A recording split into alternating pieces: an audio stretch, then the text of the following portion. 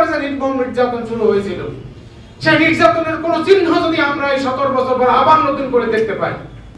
ঢাকায় সমবেত হয়েছিল, যিনি জান্নাতের কাছাকাছি পৌঁছে গেছেন কিনা আমি জানি না, এত অগণিত মানুষের দোয়া, তার নামের এই মিলনায়তনে বসে শপথ করে বলছি, মৃত্যুর ভয় করি আপনাদের কোনো আপনারা যা করেছেন তার ছিটে ফোটাও কিছু করবো না, কিন্তু আমাদের বিরুদ্ধে যদি কেউ চোখ তুলে তাকায় তার চোখ উপড়ে ফেলার মতো অবস্থা কিন্তু আমাদের এখন আছে।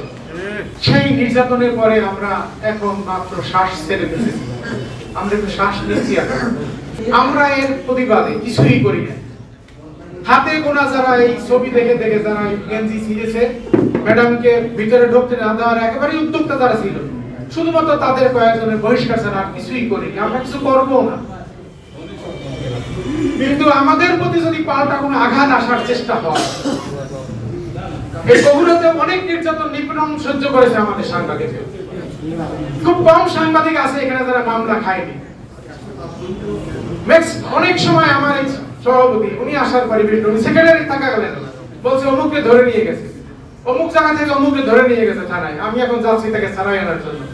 বিএনপি নেতা নেত্রীদের বিরুদ্ধে তো নির্যাতন করেছে সেটা ভিন্ন জিনিস, কিন্তু সাংবাদিকদের তো কোনো দল করে না, কোনো দলের এজেন্ডা বাস্তবায়ন করে না, নিরপেক্ষ ভাবে এখানে 71 টেলিভিশন একসময় আমাদের বিরোধিতা করছে, এখন সব নিউজ রিলে করতেছে।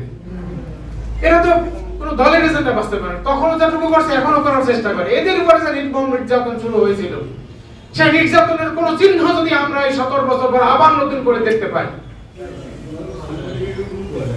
আমি যে দেশ নেত্রীর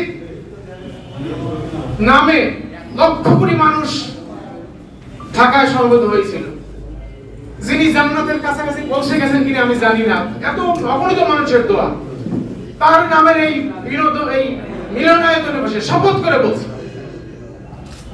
মৃত্যুর ভয় করি।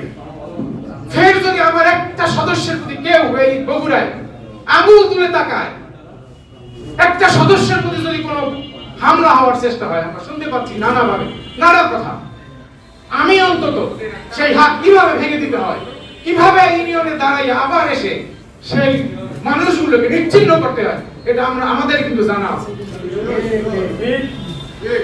আপনাদেরকে শুধু একটু কথা বলে যাই, এই দোয়ার অনুষ্ঠান আজকে আমরা দোয়ার বাইরে যাব না, কিন্তু আমার কাছে যে খবরগুলো আসতেছে যদি এমনটা সত্য হয়, আমরা কিন্তু আপনাদের কোনো আপনারা যা করেছেন তার ছিটে ফোটাও কিছু করবো না, কিন্তু আমাদের বিরুদ্ধে যদি কেউ চোখ তুলে তাকায় তার চোখ উপড়ে ফেলার মতো অবস্থা কিন্তু আমাদের এখন আছে।